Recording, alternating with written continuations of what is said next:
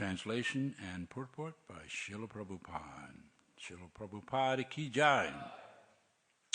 Translation. Who, other than one who is not a human being, can exist in this world and not be interested in the ultimate goal of life?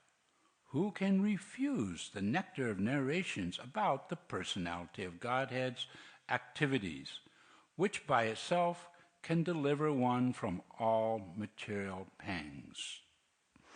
Repeat after me. Who, other than one who is not a human being,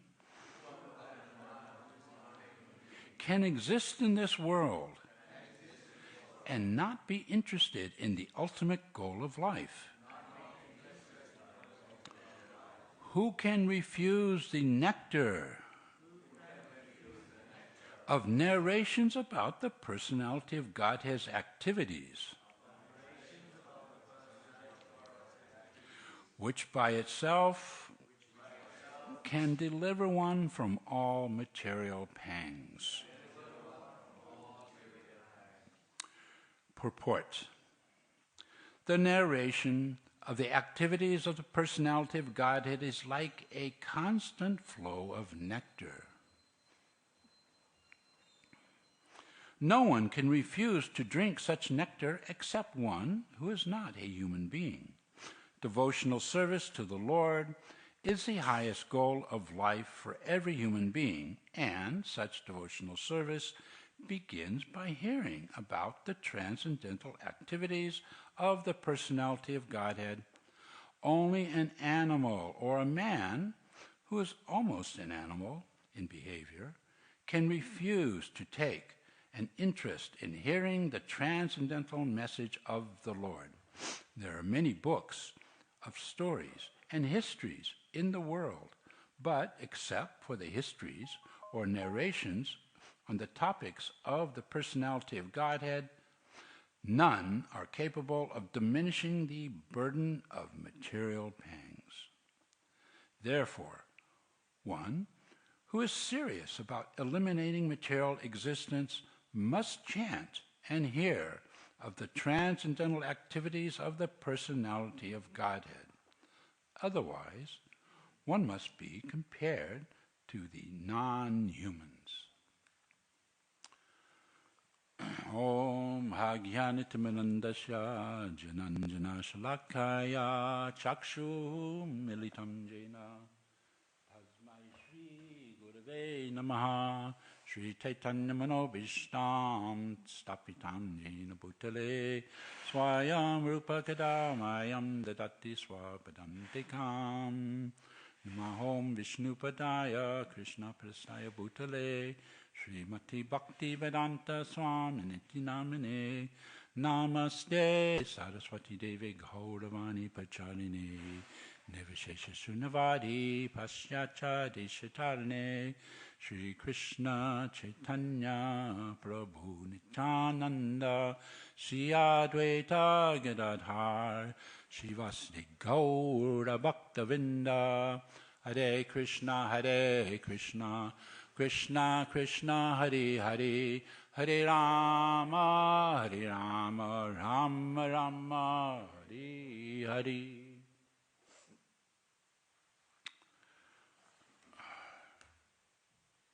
Can someone help me put this in front of you? All right, God. Yeah, actually this can go.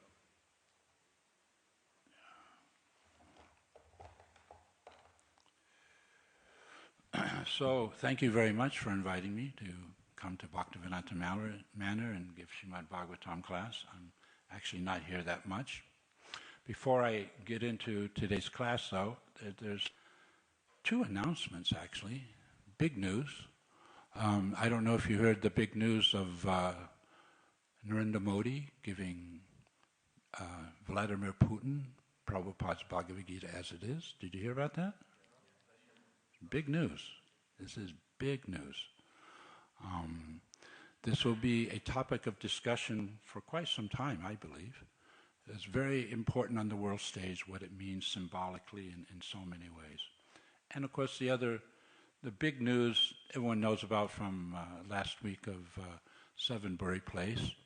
But what a lot of devotees don't know is that actually Sevenbury Place is the birthplace not only of Radhalandanishvara, but of Radha Gokulananda.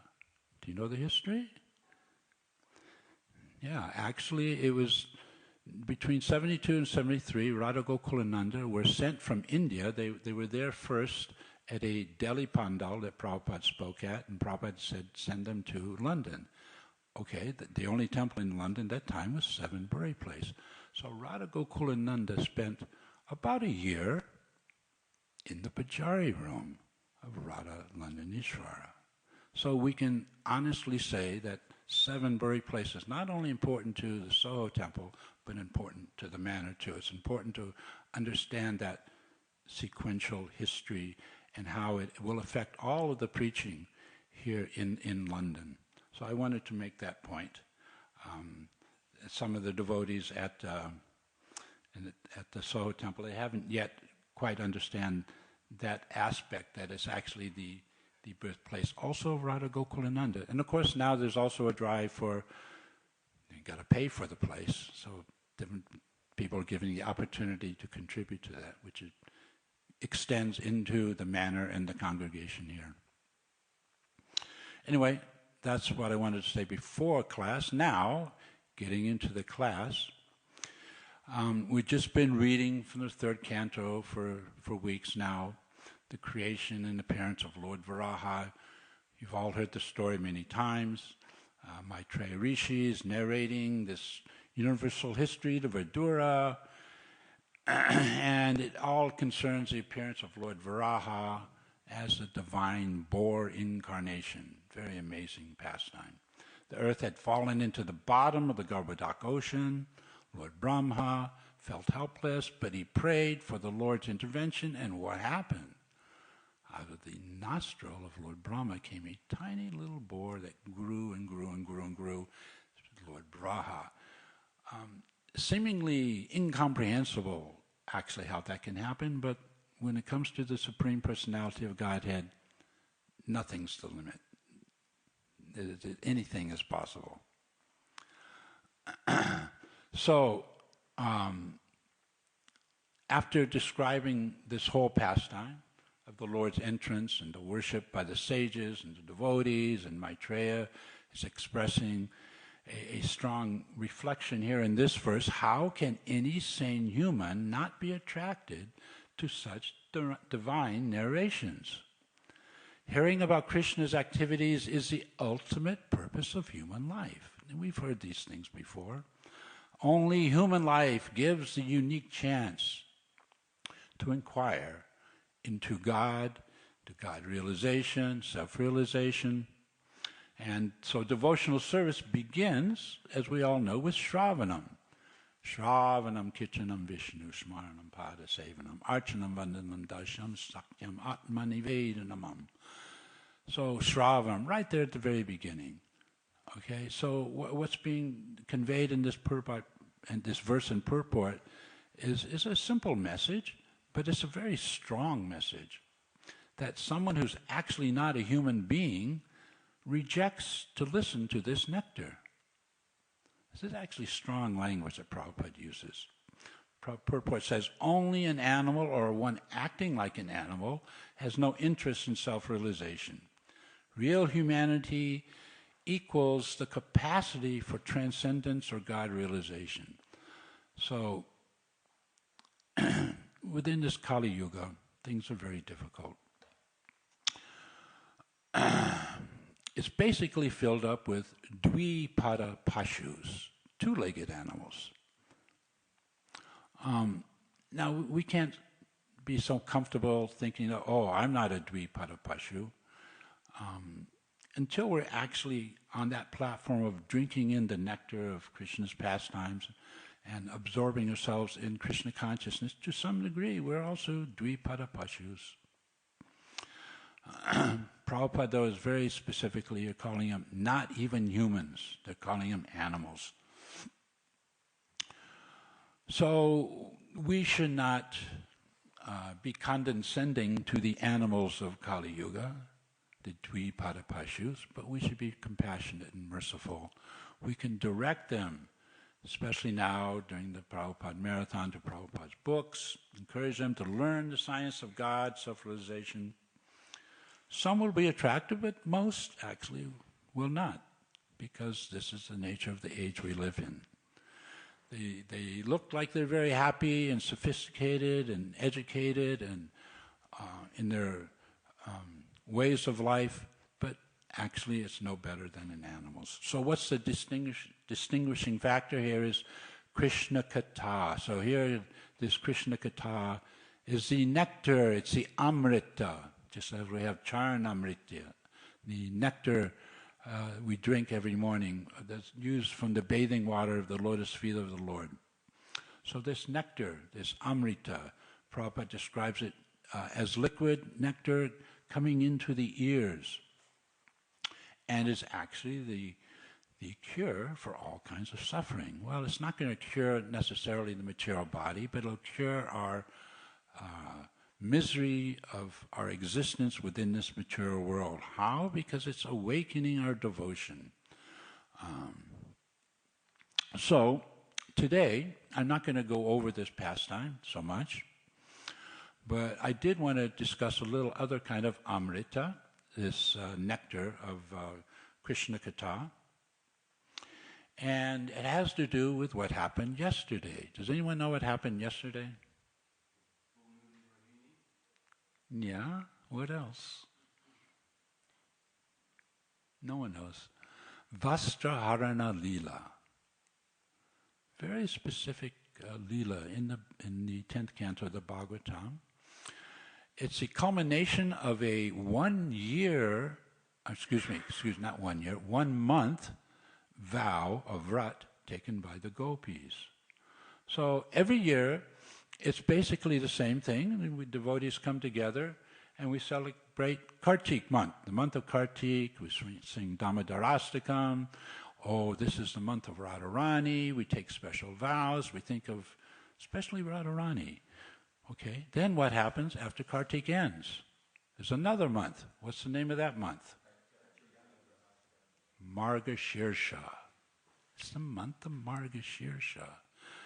And Margashirsha, it's right there in Bhagavad Gita, Bhagavad Gita 10.35.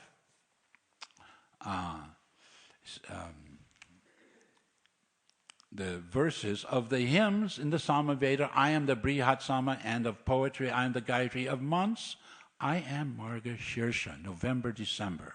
And of seasons, I am flower-bearing spring. So Krishna is saying here in Bhagavad Gita, after Radharani's month, Kartik is Margashirsha, that's his month.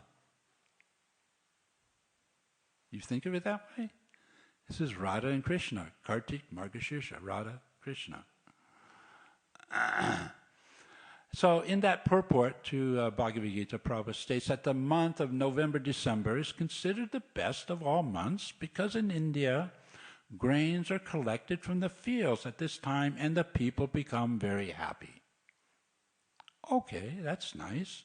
This is a straightforward, culturally acceptable explanation, consistent with Prabhupada's mission to present Bhagavad Gita as it is, without any premature introduction to intimate Vraja-leelas. Well, today we're going to get into another layer of understanding Margashirsha, because we're going to go over this pastime. But what did the gopis do? So, the Gaudiya Vaishnava tradition, the lineage coming from Chaitanya Mahaprabhu, we actually can recognize layers upon layers of meaning. So even though Prabhupada doesn't give this meaning in Bhagavad Gita, that Margashirsha, yes, it's Krishna's month, I'm going to layer on another meaning that's there in the works of Jiva Goswami, specifically. So the Kartik month, it's very rasika, it's about Vraja Leela, and actually Margashirsha is too. It's Krishna's month. It couldn't be any less than Vraja Bhakti. But Prabhupada, he avoided in his Bhagavad Gita purport saying anything that would go into these Vraja Leela topics, because it's Bhagavad Gita, it's introduction. So what happened in the month of Margashirsha? Someone can say something? The gopis did what? Who's Katyayani?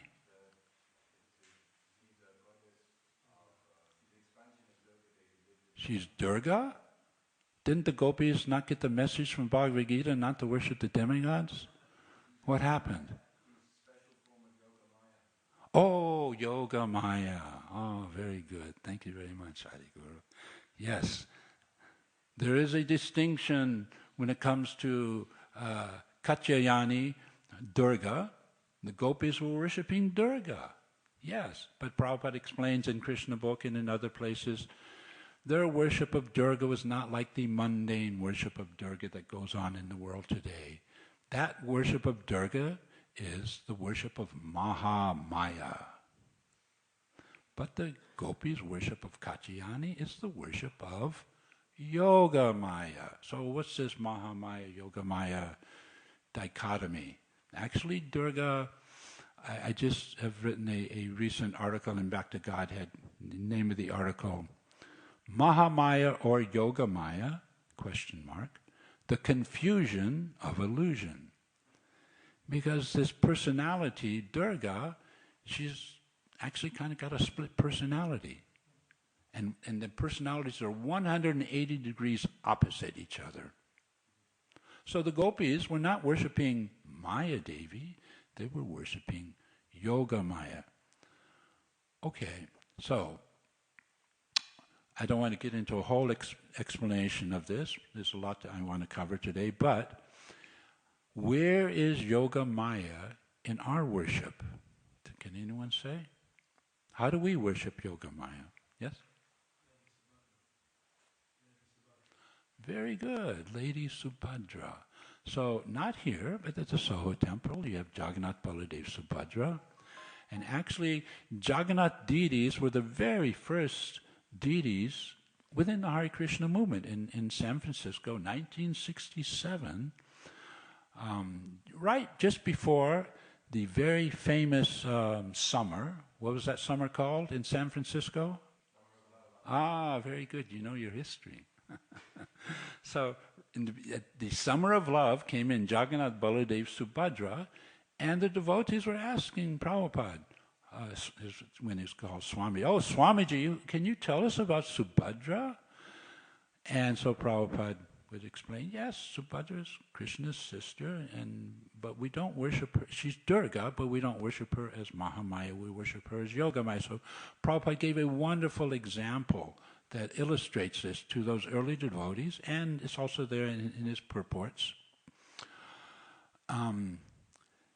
This Durga, this Shakti energy, this manifestation ultimately is coming from Radharani, from Ramadevi. In the spiritual world, there's the Vaikuntha planets, Lakshmi Narayan manifestations. So one of the Lakshmi manifestations is not Ramadevi, Ramadevi. And from Ramadevi actually comes Durga. And then Prabhupada explains that Durga Devi, she controls actually the entire material world. She is the material world. She is that material energy. But then Prabhupada gives an analogy to help us understand this Yoga Maya, Mahamaya, Yoga Maya dichotomy. And the analogy is one of electricity. So with one electrical outlet, you can plug in your electrical frying pan and you can cook up a nice sabji, very nice. With that same electrical outlet, then you can plug in your refrigerator, freezer, take that hot sabji and cool it down. So it's the same energy, but opposite effects. One utilization of the energy cooks, heats. The other utilization of the energy cools down or can even freeze. So this is the nature of Subhadra. This is what was happening there in this Margashirsha month, the gopis had taken a very strict vow. Now, we're not advised, actually, in our tradition to follow in the footsteps of the gopis in this way, necessarily.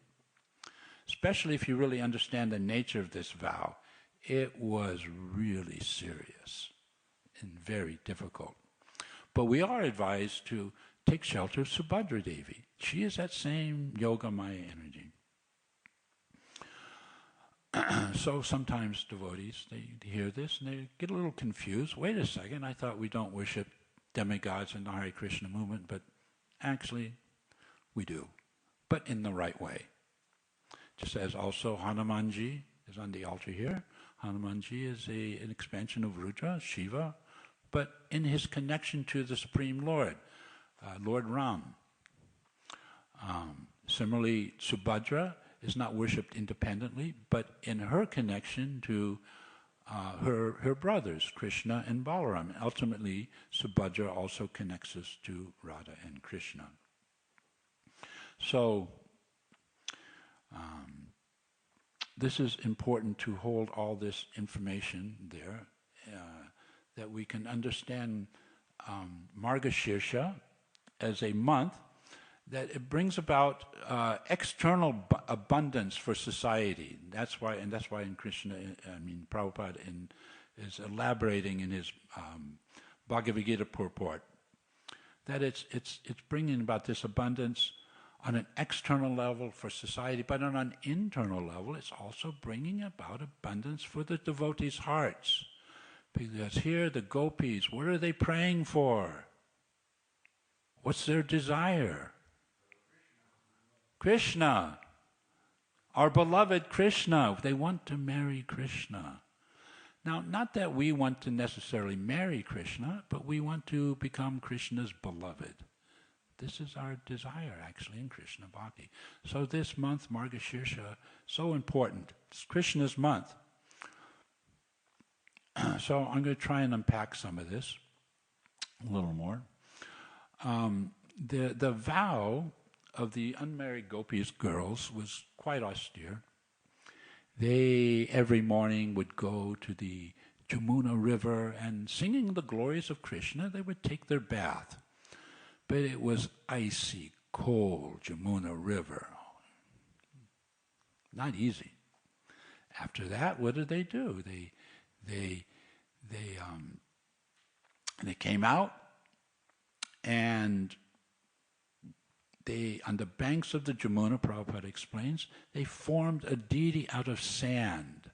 So, we have beautiful deities out of marble and metal. There's a deity can actually be made out of sand. So every day, the gopis would make a beautiful deity out of sand, a bas-relief image of Durga Devi, do their puja, and then that image would then be pushed back into the sandbanks.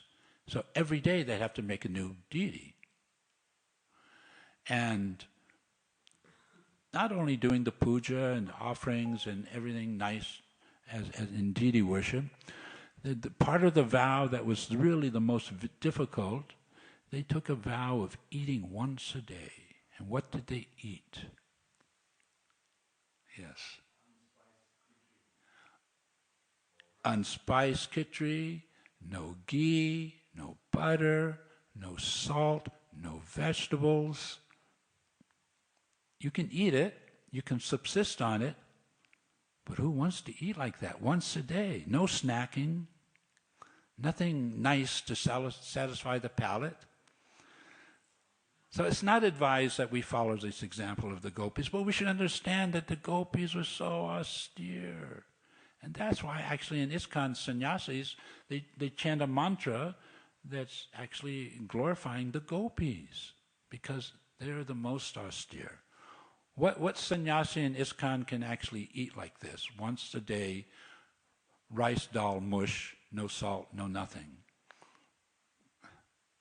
Maybe, but it's not advised that we follow this. But the idea is, yes, the gopis are worshipping Durga, Katyayani. We can also worship Durga. Go to the Soho temple. She's there. There's so many hundreds of temples now where Jagannath, Baladev, Subhadra have manifest. They've been there. Durga Devi has been in the Hare Krishna movement since day one, practically, 1967. So, I'm going to add another layer of meaning to this Katyayani Vrat. It's coming from Jiva Goswami's Lagu Vaishnava Toshani. Okay? So, sometimes people misunderstand that Krishna, they think of him as a very immoral, actually a lusty fellow. What's going on? Why? Because of this Vastaharana Leela. This Vastaharana Leela happened yesterday. It's on our calendar. We don't necessarily observe it. I'm talking about it today because in our verse today, we're talking about how we can elevate ourselves to the human life by drinking in the nectar of Krishna Katha. So here's one very difficult pastime sometimes to explain. How this rascal Krishna, what happens at the end of the Katyayani Vrat, so the gopis are doing their Vrat for 1 month. At the end of the month, that was yesterday, here comes Krishna. He goes to the private place where all the young ladies are bathing, the gopis. He gathers up their clothing and he goes where? He goes up into a kadamba tree. We know that, anyway, the pastime is there in Krishna book. Krishna forces the gopis to come out of the cold water, but they have no clothes on. So, mundane people will look at this pastime and say, "Whoa, this is horrible. Krishna is exploiting these poor girls? This is abominable. How can you tolerate this? What to say of worshiping this character?"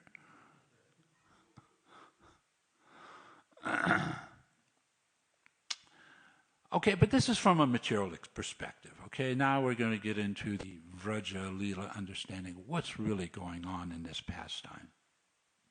So Jiva Goswami, he's looking at this Krishna stealing of the clothes as a deliberate, mystical kind of a device, a way to bring about the inner consequence of the gopis' vow. The gopis were vowing in this way, worshipping Katyayani. They wanted to get Krishna as their husband. So Krishna forced it upon them. Why? A young woman cannot be seen naked unless other than one's husband. This is normal human society, life. So this Jai Shishirada Gokulanda ki Jai, Sitaram Lakshman Hanumanji ki Jai. So this pastime, it requires, we have to broaden our understanding. Just like, okay, Radha Gokulananda here, Radha and Krishna. The gopis, first of all, are all expansions of Radharani. We have to always keep that in mind. So this Vastaharana Leela is actually Radha and Krishna expansion. The gopis are not separate from Radharani. They are Radharani in different varieties of personalities and manifestations. Just as Krishna expands himself in different ways, Radharani as well. So this Vastaharana Leela is actually all about Radha and Krishna. Krishna is not fooling around with some unmarried ladies. He's basically exchanging in loving affairs with Radharani in the form of varieties of gopis. So by putting the gopis in the position of standing in front of him with no external coverings, it's also symbolic. It's showing their willingness to come before Krishna without any pretense. Complete freedom from ahankara, false ego. They're saying, yes, we are yours, Krishna. We don't mind coming before you. In the beginning, they tried to cover themselves. Then what did Krishna do, that rascal Krishna? He tells them, you've offended Varuna. Great offense. You're bathing in the river naked. This is an offense. Wasn't it an offense? No. But the gopis said, oh, we've offended Varuna? Yes, you're right. So how do we overcome that offense? Krishna said, okay, you have to bow down with your hands above your head and offer your obeisances to Varuna, further exposing themselves. But this is not to be taken as a mundane licentiousness or horrible activity on Krishna's part. This is part of the Leela and symbolic of how the devotee, in the presence of the beloved Krishna, has to come before Krishna in full humility, full surrender, freedom from all sense of ego. Simply, the only desire is how to serve the Lord. So this is important, like I was saying, to keep in mind that all the gopis are actually just expansions of Radharani. This is also explained in Rupa Goswami's Ujjvala Nilamani. And ultimately, Krishna is fulfilling the desires of the gopis in this Leela. So this Margashirsha, this is Krishna's month. Why? Because the gopis came before him in this full surrender, and this pastime of Radha and Krishna didn't culminate at that exact time in terms of Rasa Leela, but it was a precursor to what will be coming in months ahead. So Krishna is not lusty. Krishna is Atmaram. He's completely satisfied in himself. The Chaitanya Charitamrita gives a nice analogy. Atmendriya priti vancha dhari bali kama, Krishnendriya priti icha dhari premananda nama. The desire to gratify one's own senses is kama, lust, but the desire to please the senses of Lord Krishna is prema, love. So this is the nature of Radha-Krishna love exchange. Radharani loves Krishna so much, she expands herself into the gopis to please Krishna. And ultimately, it culminates in Rasa Leela. Krishna loves Radharani so much, he expands himself in many forms to please the gopis. It's an exchange of love. There's no self-interest. There's actually no lust. And another place, this lust is compared to iron. Gold is compared to gold. So both are metals, but completely different properties and looked at in a different way. Say it again? What did I say? Love is compared to gold. Lust is compared to iron. I'm sorry, yes. So, Vastraharana Leela. Now, this then goes into, for us, this November, December is important because we're being propelled into this Leela of Sankirtan, Prabhupada Marathon. Now there's a connection. I want to go into this a little bit. If I have time here, I have a little bit of time. I'm going to be quoting a little bit from Vaishesheka's book on our family business, because he describes it in there. What is this connection of Lord Chaitanya with his Vraja Leela, the gopis, Radha and Krishna? And even here in the painting, this is not the only one. You have the whirl of the lotus, the 1,000-petal lotus, Radha and Krishna. Off in the corner, though, is Lord Chaitanya. So this Vraja Leela and Navadvip Leela of Lord Chaitanya, they actually go together. So Vaisheshika writes, although the associates of Radharani do not accept any personal attention from Krishna, Radharani is so pleased with them that she arranges individual meetings between Krishna and the damsels of Vraja. Indeed, Radharani tries to unite her associates with Krishna by many transcendental maneuvers, and she takes more pleasure in these meetings than in her own meetings with him. When Krishna sees that both Radharani and her associates are pleased by his association, he becomes more satisfied. So, Srila Krishnadas Kaviraj Goswami states that in the Kali Yuga, Radha and Krishna, although externally two persons, they appear as one, Eka Atmana. And of course this is the whole main thrust of the Chaitanya philosophy, Achincha, Beda, Abeda Tattva, Radha and Krishna are one, but they're different, simultaneously, inconceivably. So, in the mood of Chaitanya, this is what we're following. This is what we're trying to absorb ourselves in when it comes to book distribution, Harinam as well, and that is this mood of Chaitanya. So there's a very nice painting also, where in the beginning of Chaitanya Charitamrita, the bottom part is the Sankirtan, and then the above part is the Vraja Leela of Krishna and the gopis. So this is our mood. We're trying to understand what is this connection, what's going on here.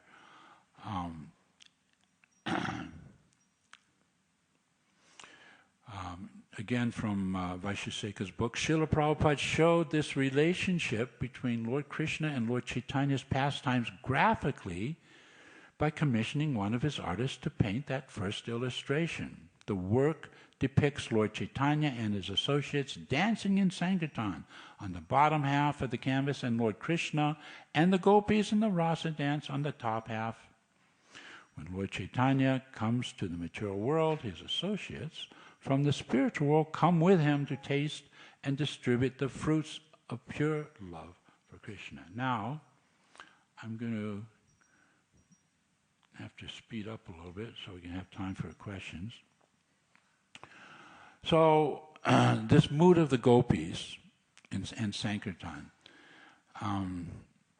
it's an esoteric principle, but we have to be able to apply it within ISKCON. So, Vaisheshika refers in his book on book distribution to the old days, 1974, Rameshwar Prabhu was in charge of the BBT in Sankirtan, and he was giving classes encouraging all the devotees, not just in Los Angeles.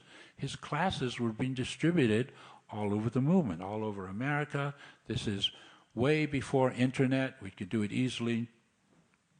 And some of his classes were,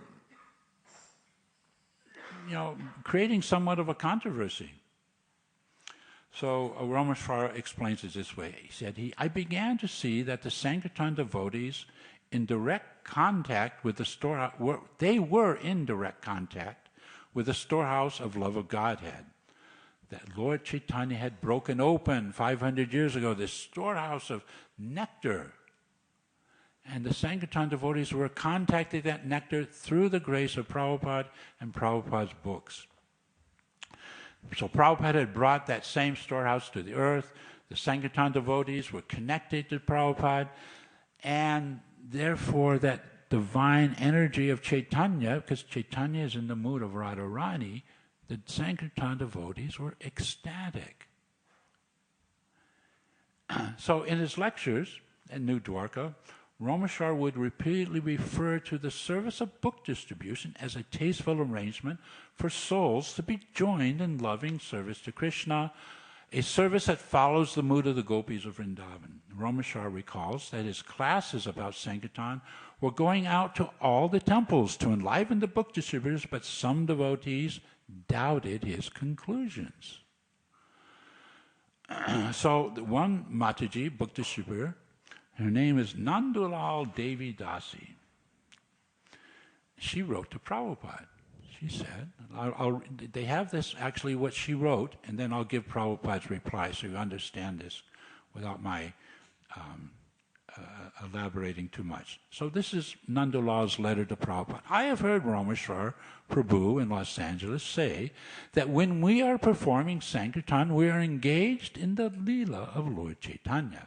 Lord Chaitanya is the union of Radha and Krishna, and he explained that just as Radharani is even more anxious to arrange for the other gopis to meet with Krishna than she is for herself to meet Krishna, and that the other gopis are also always trying to think of ways in which to arrange meetings between Radha and Krishna, so when the devotees are going out and trying to engage the suffering conditioned souls, actually what we are doing is trying to arrange for some of her lost souls to meet with Krishna once again. And that this is the Leela of Lord Chaitanya. It's kind of a run-on sentence, but it's very nice. Then she asks, is this the proper understanding of Sankirtan? Prabhupada's reply came in June 1974. The explanation given by Rameshwar that Sankirtan is Lord Chaitanya's Leela, which he compares to the gopis trying to engage in Krishna's service, is the correct understanding. Now it's interesting, nowhere does Prabhupada make this connection himself. Here he's making it indirectly by saying that these lectures given back in 1974, when book distribution was just taking off, it was very new. Here Prabhupada is saying, yes, this is actually the correct understanding. So the idea that Vaisheshika gives then in his book is, here this great opportunity is being given to young devotees who don't know much about anything, what to say of these confidential, intimate Vraja Leelas. But still, we should know on some level, not that the Sankirtan devotees are all gopis, no, not like that. But on some level, they're following in that mood of bringing the Dvipada Pashus, the fallen souls, to Krishna, and that this activity is so pleasing to Chaitanya, so pleasing to Radha Gokulananda, Radha and Krishna, and that this is the essence of how to get Radharani's mercy. We are not Bhajananandis, we're Goshtianandis, we're preachers. We don't do we do bhajans, but we don't do it in separation from our main activity, which is to give the nectar of Krishna Katha to the fallen conditioned souls. So I've noticed I've run out of time. There's probably room for a few questions here. You first. Yeah, go ahead. Prabhu, yeah, it's a bit cold in here. Thank you for a fantastic, wonderful class. Just a quick question. I heard that when Krishna stole the younger gopis' clothes, news spread around and Radharani and her friends came to see. Have you heard that? Perhaps there's all kinds of expansions of the Leela given by the Goswamis. I have not heard that one. But in the Bhagavatam, I don't think it's there. Yeah. Thank you. Go ahead. Hare Krishna, thank you for a very clear presentation. I greatly appreciate that. One question I have regarding demigod worship. In the Bhagavad Gita, Srila Prabhupada states that devotees reject the ghastly and horrible forms of the demigods and only worship the all blissful forms of Lord Vishnu and his plenary portions. Could you please explain what he means by the ghastly and horrible forms of the demigods? Perhaps he's referring to Kali, kind of ghastly. Is that what you're referring to? Yeah. Okay, but Kali is also Durga, but in a fierce form. So we also have the pastime in the 5th canto of Jad Bharat was brought before the deity of Kali by the dacoits, and they were getting ready to sacrifice him. And what happened? Kali came out of the deity, kind of similar to Nrsingadev coming out of the pillar. Kali came out of the deity form And you have that wonderful BBT artwork. You know what I'm talking about, where Kali's there with her associates, and they're tossing around the heads, because the heads got severed, and they're drinking the blood. So it's like, playing soccer with the heads and drinking the blood. It's kind of ghastly. But Kali came to protect the devotee of Vishnu. That's her. She's Durga. She's Vaishnavi. Just like we have the understanding of Lord Shiva, the topmost Vaishnava, Durga is the topmost Vaishnavi. So Durga, Kali, when properly understood in their relationship to Krishna and Krishna Bhakti, they are our gurus. They teach us how to advance in Krishna Bhakti. Of course, the opposite is, if they're approached with not in the relationship of understanding Krishna Bhakti, they will keep you in the material world. That's the Mahamaya, keeping you in the material world. So there's that Mahamaya, Yogamaya is something we have to understand. It's there in all aspects of the demigods. Even Saraswati, she has a negative side, she has a positive side. Shiva has a negative side, he has a positive side, as Gopeshwara Mahadev. Lord Chaitanya worshipped Lord Shiva in Varanasi, Prabhupada says, on a regular basis. So we have to understand how to understand that relationship. It's not that we reject the demigods completely. We integrate them into our Krishna consciousness with proper understanding how they are devotees of Krishna, not only just devotees, but supreme devotees. And they can be petitioned in a correct way. Now, we don't necessarily do that. It's not the way it's kind of set up. But again, Lord Shiva is on the altar here in the form of Hanuman. Durga is on the altar at Soho Temple in the form of Subhadra. So in one sense we do. With knowledge, not like the Hindu culture, which is based on Panchopasana, which is Mayavad based. Does that help explain a little bit? Okay. Any other questions, comments? Anyone want to discuss this further? Everyone's more interested in prasadam. Okay. Yeah, go ahead.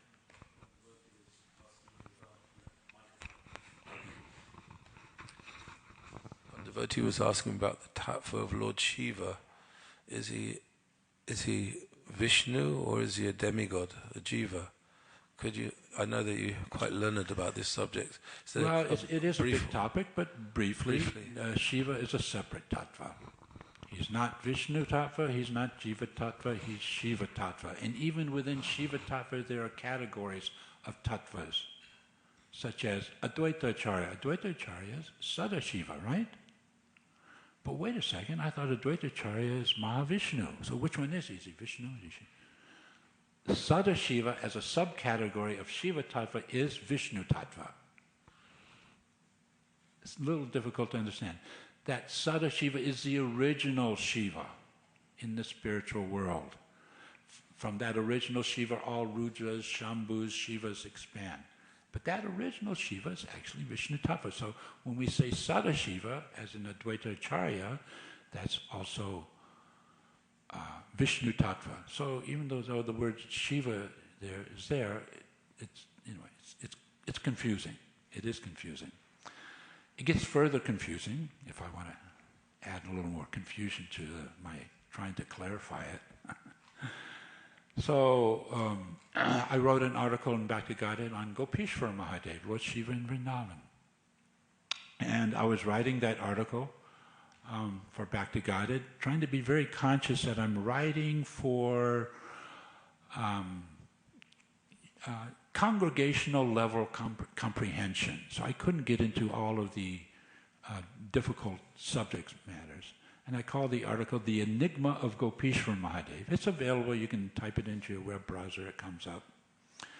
But actually there's many levels of enigmas of Gopeshwara Mahadev. So one of the enigmas is the Vrajavasis and the Goswamis, they understood that aspect of Lord Shiva is also Sadashiva.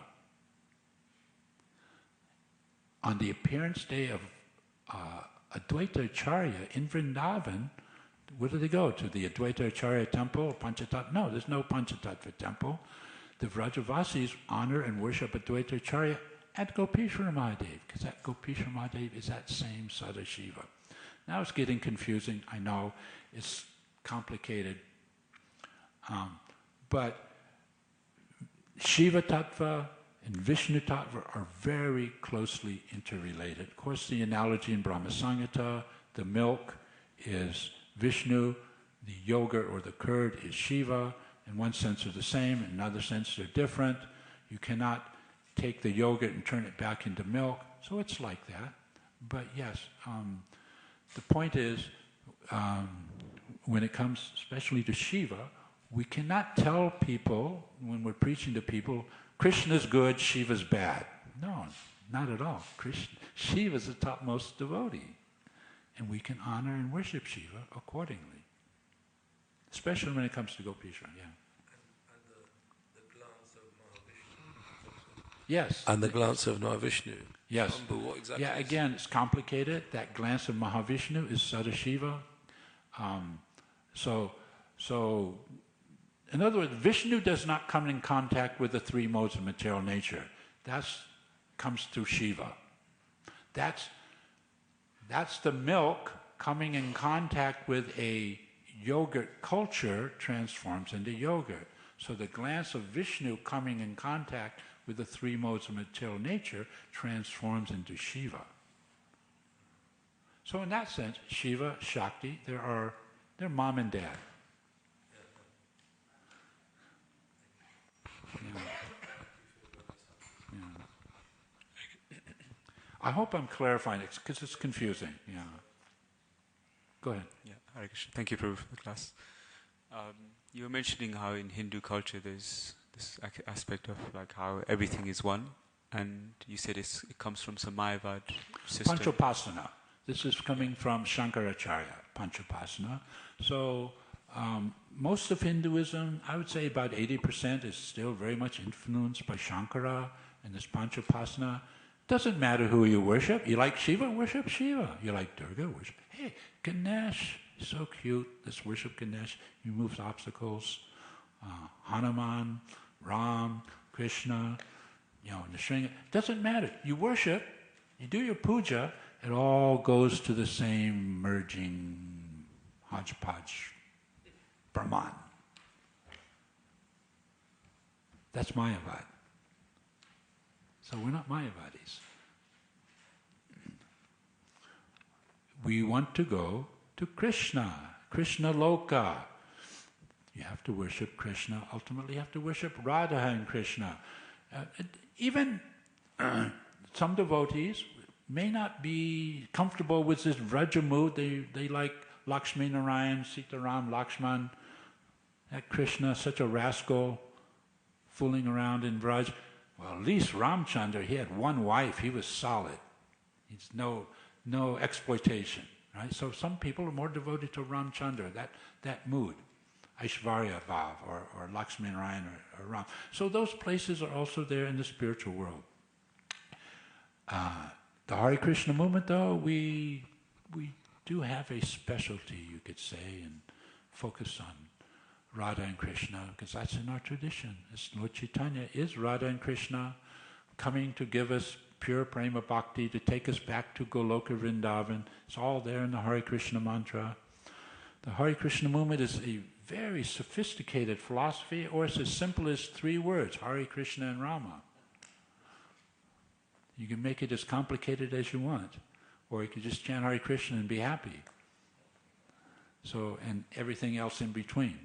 So of course, we always advise people, yes, Krishna is bhakti, it's a matter of the heart, but take the book. Have you read Bhagavatam? Have you read Chaitanya Charitamrita? What do you know of the philosophy?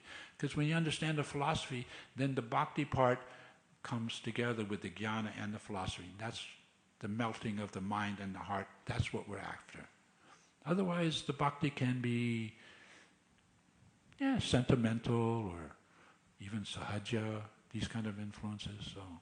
So we're always bringing the heart and the mind together, the bhakti and the jnana together. It's so even in understanding like this Mahamaya, Yogamaya dichotomy, this is sophisticated theology. There's no theology like this in the world. And most people are just basically in their Dvipada Pashu mentality, just don't have much brains to understand philosophy and theology. So we give them the Hare Krishna mantra, we give them Prabhupada's books, we give them prasadam, hope they become purified, hope for the best, hope they can come and associate with the temple, the devotees, and it's our business to elevate them. Wherever they're at, we want to elevate them. Just like I'm doing service at Soho Temple in the reception area. Everyone who comes through that door, I have to understand, somehow or other this person is a devotee of Krishna. They've come to Krishna's temple. How can we help elevate them? So anyone who comes to the manor, they're not simply, you could say, mundane Hindus. Well, maybe they are, but we don't want to be condescending and think like that. I'm better than they are. We have to help elevate them with knowledge, with the books, especially now, Prabhupada Marathon. So, thank you very much. The Kartik, Margashirsha leads right into Prabhupada Marathon time. So I hope we can all go out there with great enthusiasm to help deliver the fallen souls. But I think we should end here. Unless someone else has another question? Okay. If anyone wants to go for prasadam, they can. I'm sure.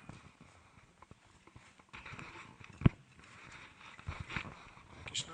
Adding to what you said to Babu's question, in the Padma Purana it also states that a Brahmana can worship both Vishnu and Shiva. Is that in accordance to what you just said with the glance? Padma Purana is there. It's a supplementary Purana. We base our philosophy, theology on Bhagavat Purana, Srimad Bhagavatam.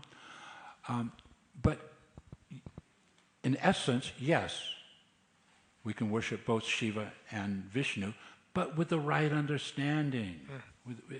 In other words, there's a right way and a wrong way. So if you do it in the wrong understanding, look out. That Mahamaya potency will work through Lord Shiva as well. And he'll keep you in the material world. Because you're approaching for material, mundane benefits, pleasures, something of this world. But if you approach Lord Shiva as the topmost Vaishnava, he'll act as the topmost Vaishnava guru. Okay. Thank you. No, it just confused me that because Prabhupada is sometimes quoting the Padma Purana. Sure, we can quote Padma Purana. I don't know exactly what you're referring to in your quote, but in essence, it's true. A Brahmana can worship both Shiva and Vishnu with the proper understanding. You have to put that qualifying, aspect in there. Because if it's without proper understanding, there's going to be trouble in your spiritual life. You'll think Shiva and Vishnu are one, or the ultimate goal is impersonal Brahman, or what. So many issues can be there. And that's what basically goes on within the Hindu world. There's a lot of misunderstanding. So Prabhupada came to train us up to become Brahmins so that we can educate all levels of society what the actual essence of Sanatana Dharma is, Padma Purana, Srimad Bhagavatam, everything. And now we have Narendra Modi giving Putin Bhagavad Gita. This is a big deal. This is going to start a lot of conversation, I think. Very good for the devotees preaching. Thank you. Hare Krishna. Jai Shri Prabhupada ki jai. Sambe Bhaktivinoda ki jai. Hare Krishna.